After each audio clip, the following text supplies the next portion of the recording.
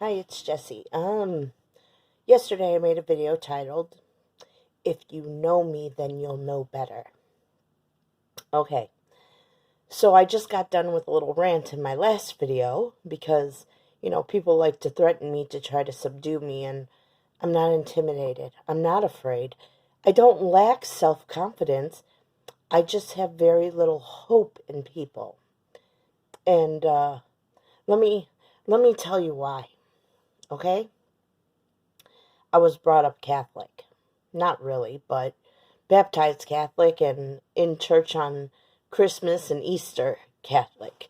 Um, God, He cut this covenant with me when I was a little child, asking me to suffer for Him. And I was like, what? Why would God want anyone to suffer for Him? God doesn't want us to suffer. And God shut me up by saying, if I'll suffer for God, then He promises that I will overcome all of my suffering. And in this moment, my, 7-year-old mind didn't comprehend what I was getting myself into. But I did want to please God, and I did want to serve God in my childhood mind. And so I said yes. And then God says, go cut yourself. Because a covenant is not sealed with God without the shedding of blood. And where did God want me to cut myself? My thumb, right? So this lens,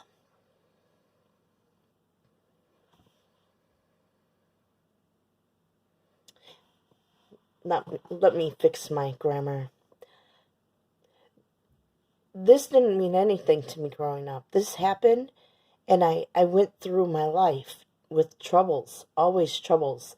My mama, she used to call me, God damn it, Jessica, so much I thought it was my name, because I could be out in the backyard playing, and she'd burn herself, and she'd start screaming, God damn it, Jessica. And I wasn't aware in my childhood what was going on, what was happening, The world's been in exile for thousands of years.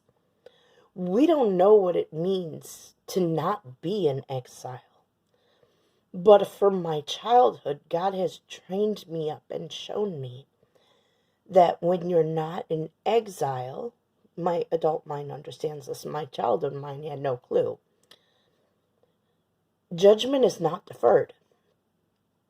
People say in religion, that God reigns equally on the just and the unjust, They think that there's a judgment day somewhere in the future, at some future point coming to be. But take it from God damn it, Jessica. When God's judgments are not deferred, when they're immediate, people go looking for someone to blame. And somewhere in their spirit, they know that the one who's carrying the judgment of God, who's releasing the judgment of God, is in the backyard playing as a child, completely unaware of anything else that's going on. But when you burn your hand on that stove, it's Jessica's doing. Well, not really Jessica's doing. It's just Jessica carries it. Because the judgment comes out from me and spreads into other people. So that though you're unaware of the law, of divine law, it's applied to you because of your location to me, This one example, right? One example means nothing to people. Oh, that sounds crazy. Your mom burnt her hand on the stove and blamed you for it. You probably grew up feeling like everything in the world was your fault. Well, yes, I did, because I didn't understand things then. And I had to learn to listen to God, and I had to learn to be patient, And then I started to understand that God brings immediate judgments to people, not just in this one circumstance, but over and over and over again. And the way that He brings judgment to people is that He exposes their sin a lot of times, or He causes them personal injury, or He causes their things to break down, Um, God, the way that God does judgments, I didn't recognize it all my life until I started learning Torah. When we learned the laws of Lashon Hara, the laws of hateful speech, you know, why the Jews don't talk about people, and if someone is talking about somebody, they're told not to believe them, because when you put yourself in these positions, it brings things on you. Like they say, the bread molds, like especially during Passover, they have to get rid of all the leavened bread, because the bread will mold when God is coming in judgment. Plagues go before him, pestilence behind. God brings sickness on people. Um, Things go wrong. You maybe have an accident. Maybe the car takes longer than expected to be repaired. Your house falls apart. Your families go into disarray. You lose relationships. Things happen, health problems, shoulder problems in particular. God loves to nail people right in the shoulder. Um, you don't know my God. You haven't lived with him. You see all these judgments that we see in the Bible. We think that the world will be a better place if God was sitting in judgment of the world. It Except for, you don't understand that when God sits in judgment of the world, his throne, me, um, yeah, y'all don't know anything about who I am, honestly. You'll hate me for it. It's why the Bible says the Lord's table is despised. It's what we carry with us. You'll find other things true of God's chosen people, how we bring peace to the places we are. Not with these arrogant people who think that they can run everything, but with people who actually have heartache and deep hunger for God, or people who are in turmoil. Um, my son, when he was in preschool, he severed his arm completely. And when he was in the emergency room, the doctor didn't recognize that his arm had been severed until they had the x-ray, because he said he wasn't acting like a child who had his arm severed. And why not? Why? What happened to him? Was it just my presence? Well, no, not in that instance. In that instance, I sang to my son to comfort him. And if you learn Torah, you understand that they have a special weapon against the enemy, and that is to sing a song that they call a shira, right? It's a spiritually induced song that can bring confusion into your enemies or comfort to the afflicted. So we have special things about us, right? Like I said, if you know me, you'll know better, and you'll know that, like David, when he cried out to God, he was like, just look away from me for a moment so I can be happy. Because it's not that God was looking on David that was bringing this calamity towards him. It's that God was looking on everyone that David was attached to, and they were attacking him. God damn it, David, for what God was bringing into their lives. And when we listen to people teach, in the Catholic Church, what do they do with the saints? They lock them away. They take notes on them. They keep them isolated.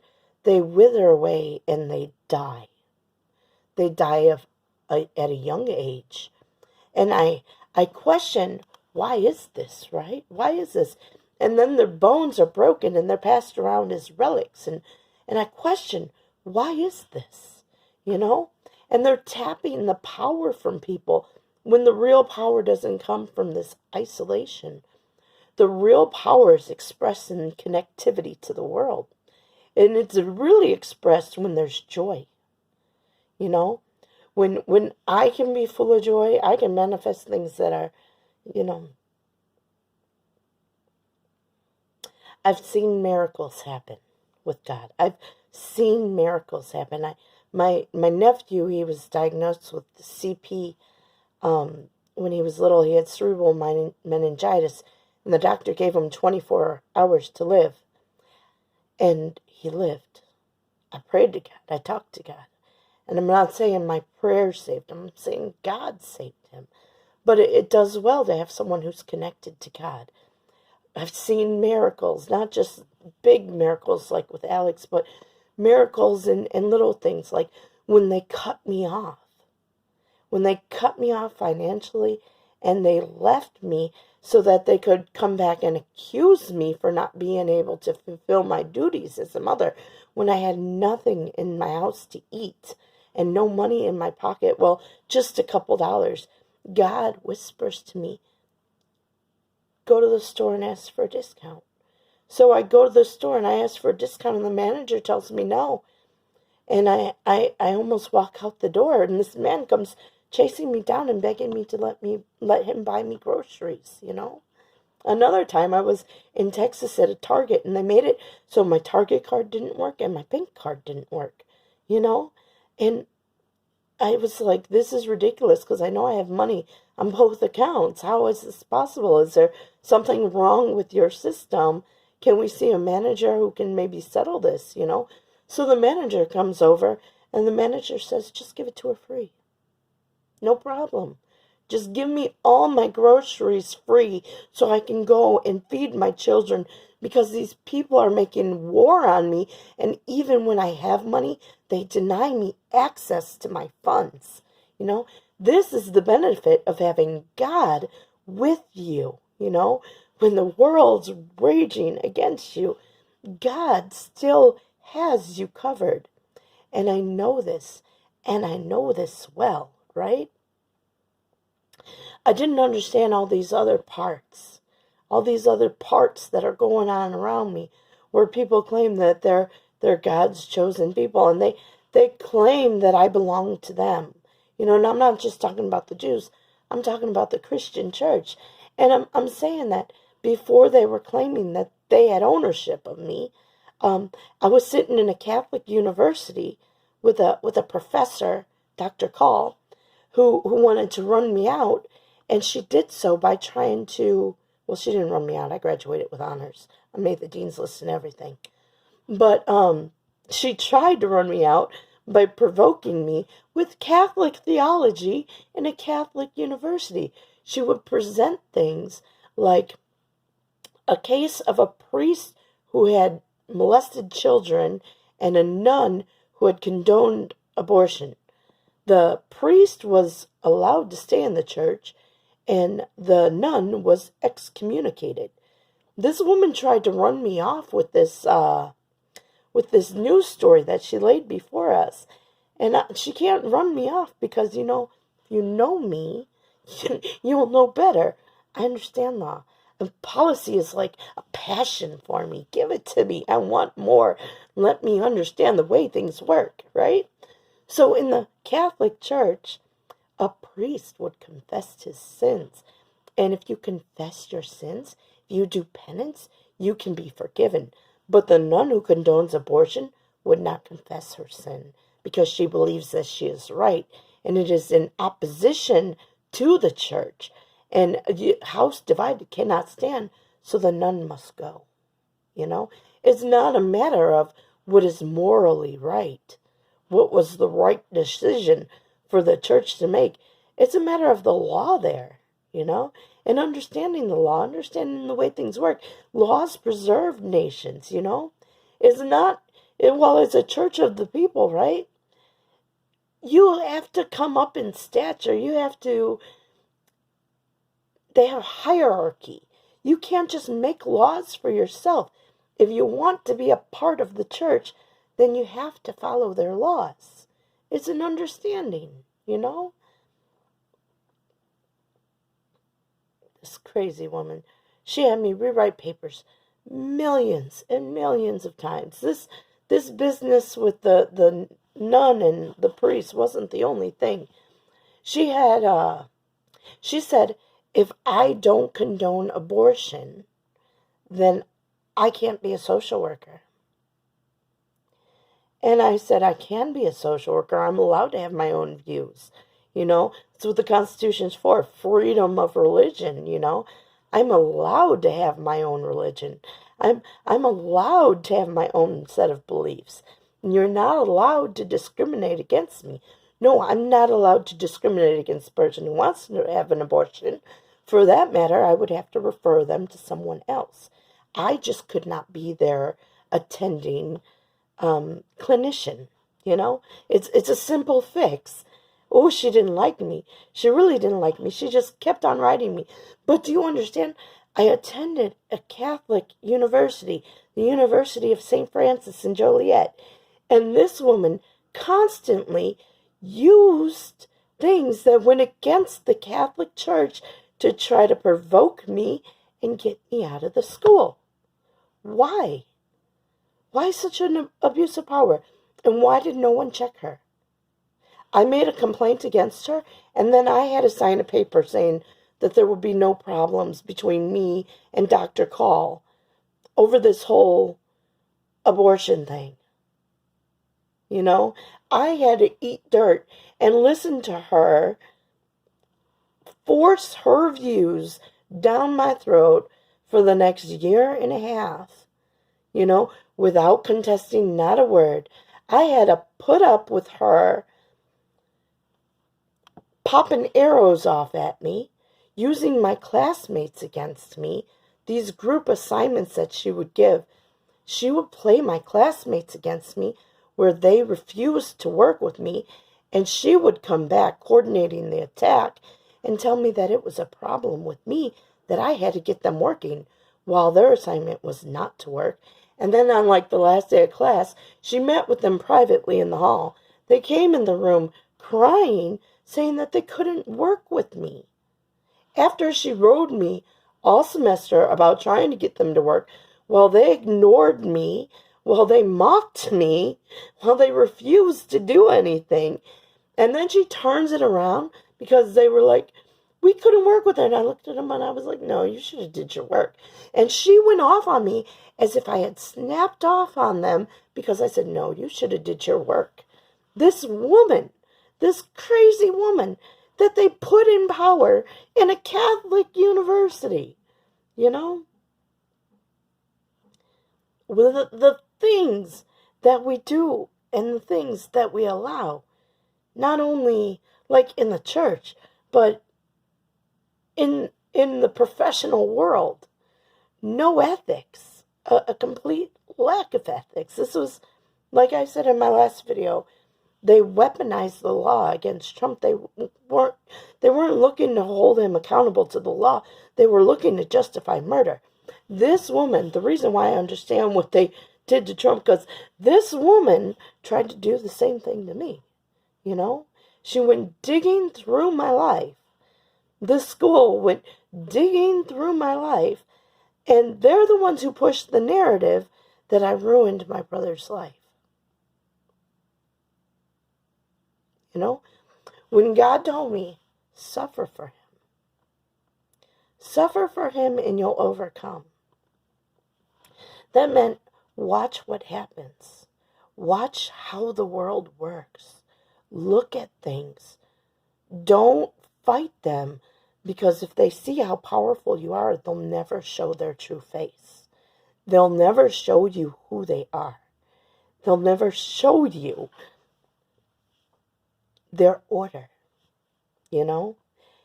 I had to be very patient with God because I had to learn a lot of things. This woman, this school,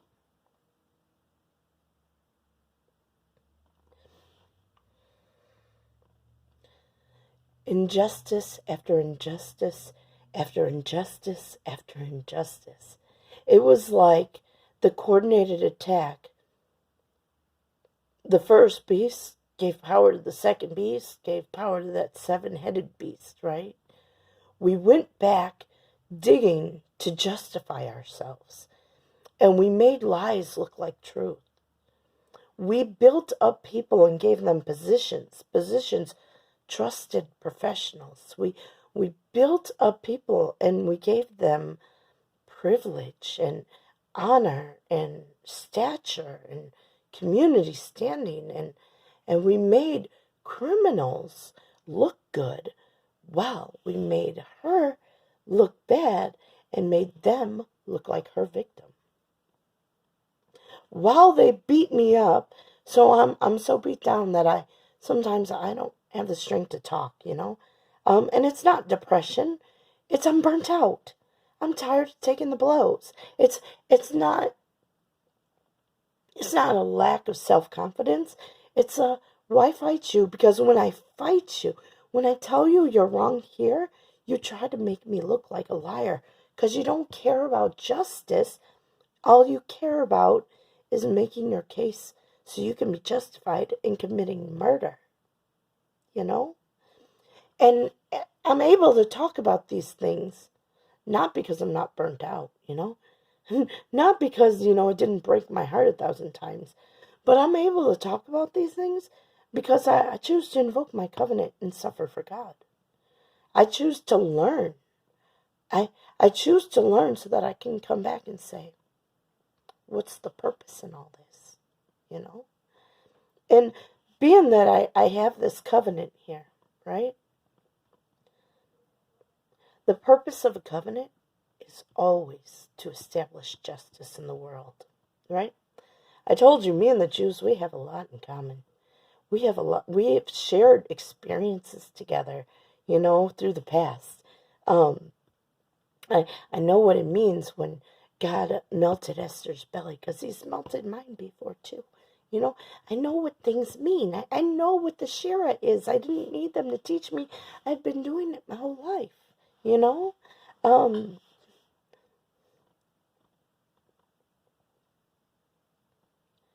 If it is my purpose to establish justice, and it's my covenant to suffer for God, right? How am I supposed to establish justice in all my suffering if everybody looks at me as if I'm low class, if everyone looks at me as if I'm nothing, as if what do they call me? They say I'm unintelligent. They call me stupid. They call me a lot of things unbeknownst to them, that just because they control the record, they erased who I was and wrote in somebody else. It doesn't actually change the things that made me. I still studied, I still studied at an elite university. You can't change that. You can change the record if you want to, Dr. Bob Schessler, he went over my capstone project. I graduated. He gave me an incomplete. I went to him. I said, Dr. Bob, we had our last meeting. I submitted everything I had to. You said I was done. And he said, yeah, but don't you have incompletes in physics and everything? And I'm like, no, Dr. Bob, all my work is done. You're the only one who's holding out. And he goes, really? He goes, you know what? Don't worry about it. You're done. You're finished. Go ahead. I'm releasing you from this incomplete. Somebody had gotten into Dr. Bob's ear while I was at IIT, this elite university, and told Dr. Bob that I had incompletes all over. They lied to him to get him to give me an incomplete to hold back my degree and my graduation. But once he realized what was going on, he didn't want to be a part of it, right? When you understand things like this, we can look at Dr. Cole and say, man, you're one evil, diabolical. Ooh, the things you did to me, that was so wrong. We can ruin her character because she's the one who was sent to me. Maybe she wasn't acting of her own volition, Maybe she's just like a general in the army, right? Dr. Bob was awesome. Like all my time at IIT, he was one of my favorite teachers, I loved him. He gave me an incomplete. He reversed it once he knew what was going on. But they got to him. They made him do what they wanted him to do. Dr. Cole was like way far off in the distance by the time all this happened. I don't think you understand, right? So I'm supposed to suffer for God, because if I don't suffer for God, I might go slay Dr. Call, right? And Dr. Call, she's not acting of her own volition. She's someone's tool. She was just willing to be used, you know? The same way Dr. Bob was willing to be used until he realized that they were toying with him, you know? So then we have to step back and say, if we're to establish justice in this world, who are we to go after? Who do we have to kill?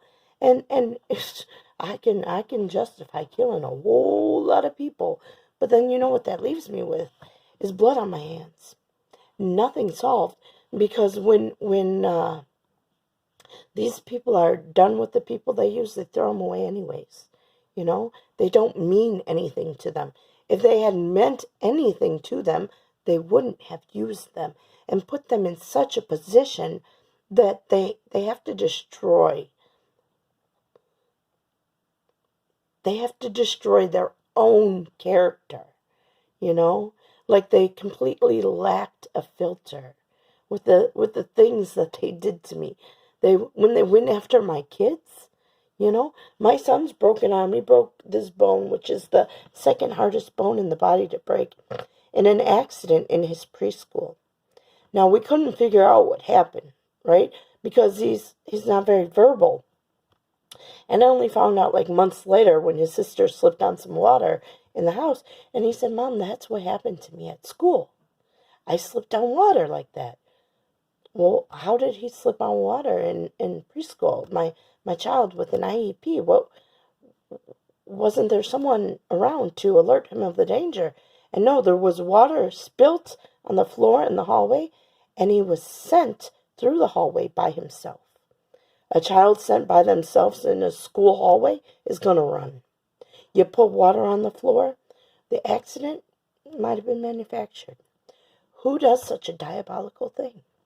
And even what's worse than that, is that after that happened with this school, the next school that he went to in another district, in another county, same state, they tried to pin Ben's broken arm on me to say that I did it by changing the date of the accident to make it look like he wasn't in school when it happened.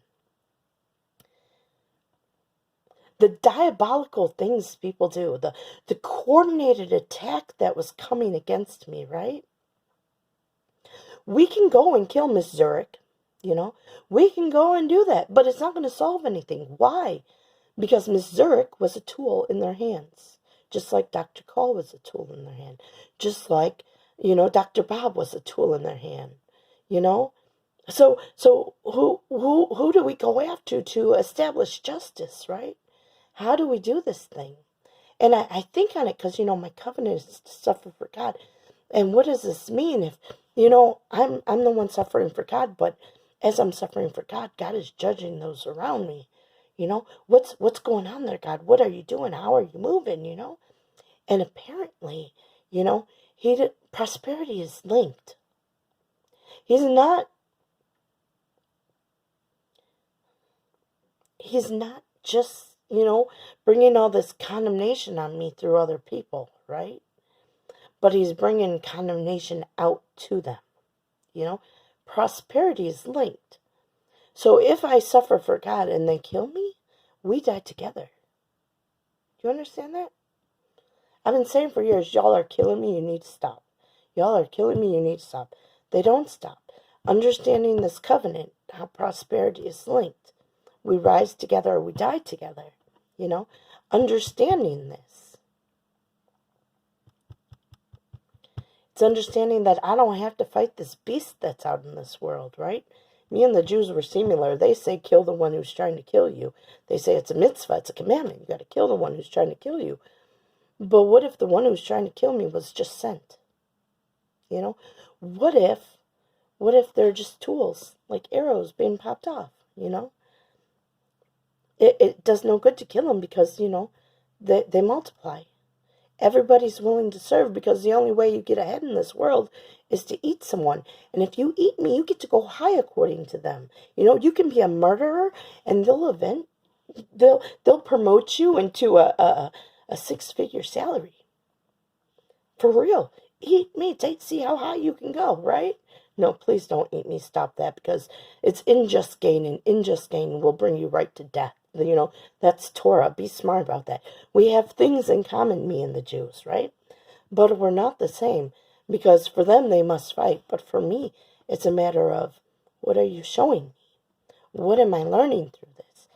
I suffer. We suffer together. Prosperity is linked, There, you take a swing, you take a blow. You understand. If you curse me, you are cursed by God. There's an understanding. There's a similarity, but there's also difference, right? But, being that, I can't kill everyone. I don't need to spend my life fighting, And this covenant says I got to establish justice. So here's the deal, Dr. Call. You don't have to die. You just have to do right. You have to turn away from them people, and you have to encourage other people not to do it. You got to testify to the trouble that these people got you into, and you got to tell people that you live by mercy. You got to tell people that you live because someone else was wiser than you, to see what happened, that they didn't rise up and kill you even though you deserved death. They didn't rise up and kill you for what your hands had done, but they said, no, you were sent. You were used. Now you can be a tool in my hand for the betterment of society. And it is your choice if you want to continue to try to kill me, Dr. Call, but you're not gonna succeed. It's a covenant. I have God with me. You're not going to work on that, right? It's just not going to work out. It's not going to go the way you hope. It's going to come to nothing. So you can keep trying this, or we could turn it around. And we could say, this is wrong. These people using us, they don't care about us.